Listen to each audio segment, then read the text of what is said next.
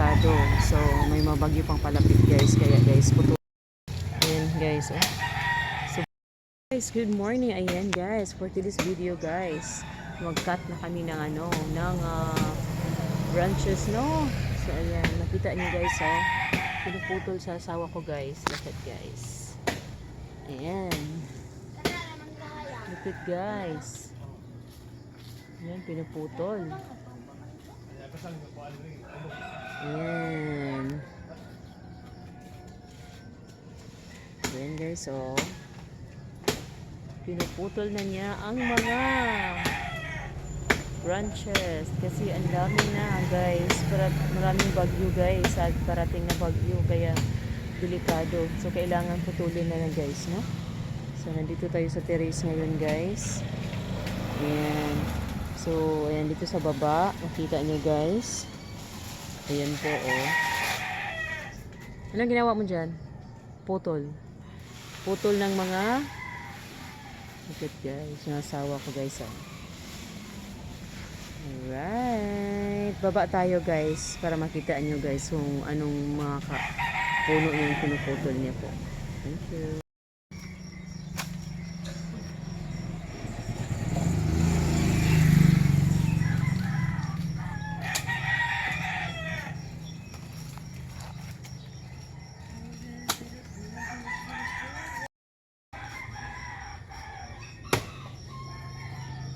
Ayan guys, pinutol na guys, oh.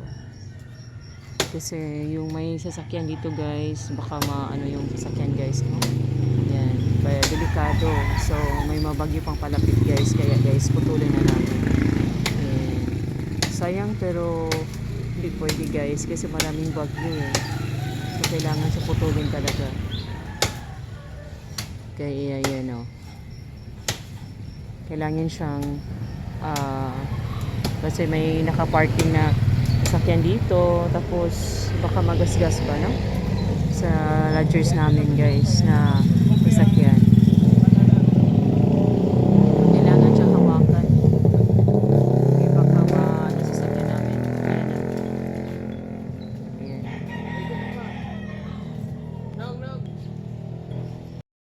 Ayan guys, oh. Sobrang laki guys. Ayan. So okay na, diba? Kita nyo guys. Maaliwalas na tignan guys. Hindi kagaya kanina. Sobrang daming dahon. Ayan. Napakalaki ng ano niya guys, oh. Yung sangak. Sa Bisaya po guys. So ayan. Oh, guys. So napakaaga pa ngayon guys. Wala pang breakfast guys. Nandito na kami. Kailangan siyang putulin guys. Kasi may maraming mga bagyo parating, sabi. Buti na lang hula dito sa amin. Yung ano lang yung hangin. Right. Ayan guys, ito tayo sa taas. So tingnan natin guys. Okay na guys, oh. So pinutulan na nila po. So medyo pang pwede pang kunin doon sa unahan. So hindi na delikado guys, no? Hindi na abot doon sa sa kuryente. So medyo okay na siya. Kasi may naka-parking na sakyan dito guys sa lodgers namin. So kailangan namin siyang putulin. Kasi baka maano siya guys sa sasakyan, no? So yun. Yung asawa ko guys.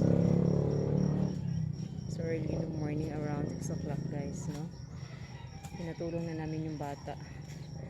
Ayan, pinaakyat namin. Kaya hindi kaya, eh. Alright. Maliwalas ng panahon ngayon guys. Look at guys, oh, look at the surroundings. Ayan, nandito po tayo sa terrace guys. Ayan.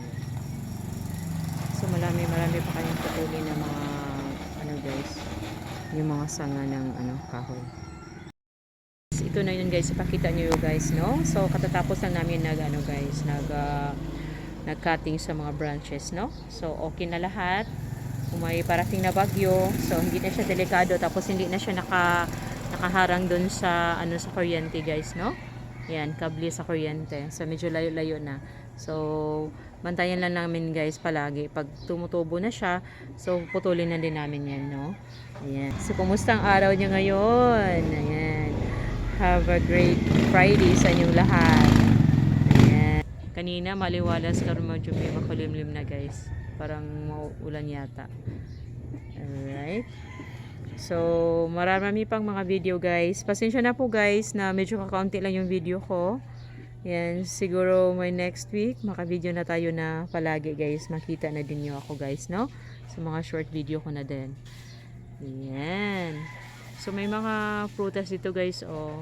Ano ba yung tawag nito sa inyo guys? Makupa. Napakataas na niya. Pero hindi namin siya pinutulan kasi wala namang nakaharang na kuryente. So, pataas lang siya ng pataas hanggang saan siya gusto.